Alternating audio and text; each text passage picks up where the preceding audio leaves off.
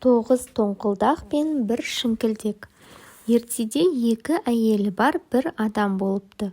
Оның үлкен әйелінен 9 ұлы, ал тоқалынан бір-ақ ұлы бар екен. Үлкен әйелінен туған 9 ұл зорлықшыл болыпты. Сондықтан оларды жұрт тоңқылдақ деп атапты. Бәйбішеден туған 9-ы тоқалдан туған жалғыз ұлды шырылдатып зорлық қыла беретін болған соң, оны жұрт шіңкілдек деп атапты. Әкесі өлген соң одан қалған аз ғана малды бөлісіп алып, оларды 9 тоңқылдақ бір бөлек, шіңкілдек бір бөлек жаяды. 9 тоңқылдақтың бір шіңкілдекке деген қастығы әлі де қалмайды. Бір күні шіңкілдектің далада жайылып жүрген жалғыз ешкісін 9 тоңқылдақ өлімші қылып кетіпті. Шіңкілдек жылап ешкісін бауыздап сойып жатса, ала бас 6 ақ атан жайылып мұның қасына келіпті. Шіңкілдек ешкісінің қанын түйелердің басына жағыпты. Содан кейін бұлардың бәрі де ала бас қызыл атан болып шыға келіпті. Біраздан соң бір кісі келіп шіңкілдекке: «Шырағым, 6 ала бас атан көрдің бе? Мына бір 6 ала қызыл атан сенікі ме?» депті. Шіңкілдек: «Басқа түйе көргенім жоқ, мыналар менікі» дейді. Кісі кетіп қалған соң шіңкілдек ешкісінің етін ала бас қызыл атанның біреуіне өңгеріп, өзгесін үйіне айдап келеді. Шіңкілдек 6 атан айдап келгенін көріп, 9 тоңқылдақ келіп: Шіңкілдегім, бұл 6 бас қызыл атанды қайдан әкелдің?» деп сұрайды. Шіңкілдек: «Ойбай, Құдайдың өзі берді. Осы түйелер келді де ешкімнің қанын бастарына жағып, иесіне танытпай менің түйем бола салды. Ешкінің қаны таусылып қалды. Егерде көп болғанда, көп түйенің басын бояп, бәрі менікі болатын еді» дейді. 9 тоңқылдақ жалма-жан өзді-өзі ақылдасып: «Ойбай, бізде түйелі болайық» деп, ертеңіне барлық ешкілерін далаға апарып, бауыздап, қандарын әр жерге құйып, күні бойы аңдып отырады. Бірақ бірде-бір түйе келмейді. Сонан соң бұлар: «Қап бәлем, шіңкілдек бізді алдаған екен» деп үйлеріне қайтып, шіңкілдекті өлтірмек болады. Шіңкілдек мұны біліп өзі далаға барып жасырынып жатады. Түнде 9 тоңқылдақ келіп, шіңкілдек екен деп, шіңкілдектің ұйықтап жатқан шешесін өлтіріп кетеді. Таңертең шіңкілдек өлген шешесін киіндіріп, басына жаулығын орап, тірі кісіше бір түйесіне отырғызып, өзі артына мініп елге қарай жүреді. Жүріп бара жатқанда бұларды 9 тоңқылдақ көріп, «Бұл неғып өлмеген?» деп таң қалысып шіңкілдектен сұрай бастайды. «Әй шіңкілдек, сен өлген жоқ па едің?» деседі. Шіңкілдек: «Түсімде бір 9 кісі келіп өлтіріп еді, Құдайдың өзі тұрғызып жіберді. Сені өлтірем дегендердің өзі мерт болады» деді де жүре береді. 9 тоңқылдақ қорқып таң-тамаша болды. Шіңкілдек жол жүріп, бір ауылдың жанынан өте бергенде, бір топ бала-шаға, қыз-келіншектер шығып, шіңкілдекке ит қосып, түйесін үркітеді. Түйесі үркіп, шешесі мен шіңкілдек жығылып қалады. Шіңкілдек ойбай салып жылап, өліп жатқан шешесінің басын құшақтап отырады. Жұрт жиналады. «Не болды?» деп сұраған жұрт шіңкілдектің өлген шешесін көреді. Шіңкілдек: «Мына қыздар түйемді үркітіп, шешемді өлтірді.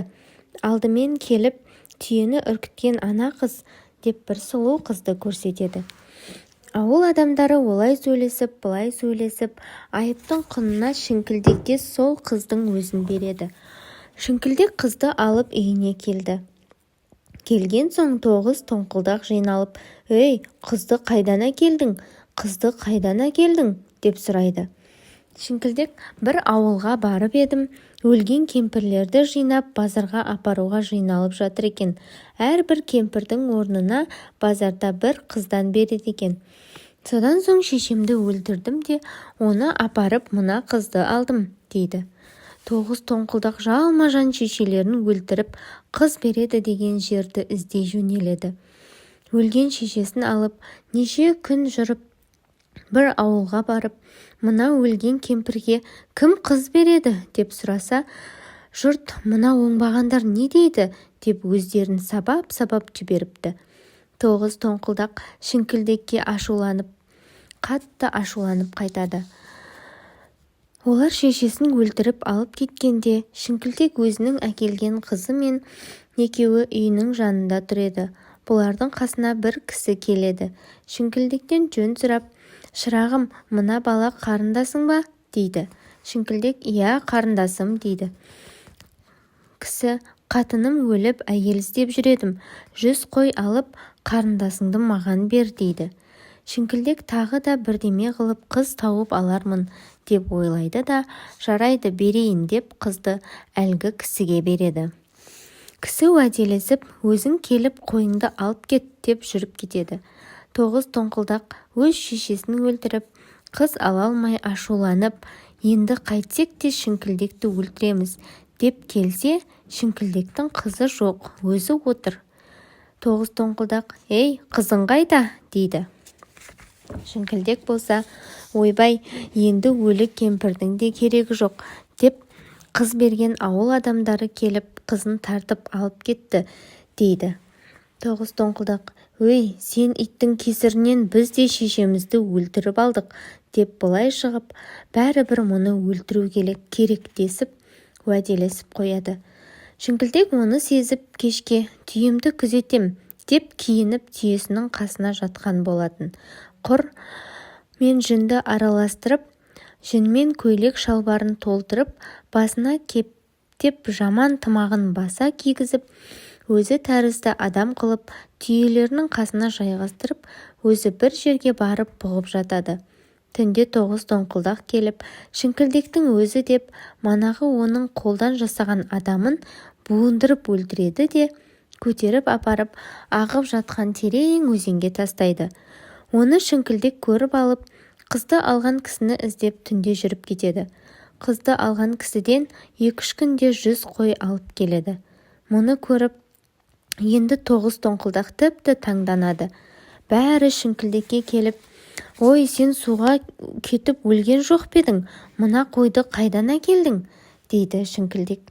Шіңкілдек болса, «Анау күнгі мені өлтірген 9 кісі әзімді тағы да өлтіріп, суға тастап еді. Суға батқан соң Құдай тағы да тірілтіп жіберді. Көзімді ашып қарасам, судың асты толған қой екен. Судан мына 100 қойды әрең айдап шықтым. Егер де көп кісі болғанда, аяқ астынан көп қой айдап шығады екен. Барғанда кісі қойын қонышына тас толтырып бару керек екен. Әйтпесе кісі судың түбіндегі қойдың көп жеріне бара алмайды екен» дейді. Мұны естіп тоғыз тоңқылдақ, «Ойбай, ендеше дәл қойдың көп жерін көрсет, біз де түсіп айдап шығайық» дейді. Бір шіңкілдек тоғыз тоңқылдақты ертіп, ағып жатқан өзеннің ең терең ағыны шымырлаған жеріне келіп, «Ең қойы көп жер осы екен» дейді. Тоғыз тоңқылдақтың әуелі біреуі тас байлап, суға түсіп, қолын ербеңдетіп батып кетеді. Шіңкілдек, «Ойбай, анау қолын бұлғап, бәрің де тез түс деп жатыр» дейді. «Қалың қойға киліккен екен, бәрің де тез түсіңдер» дейді.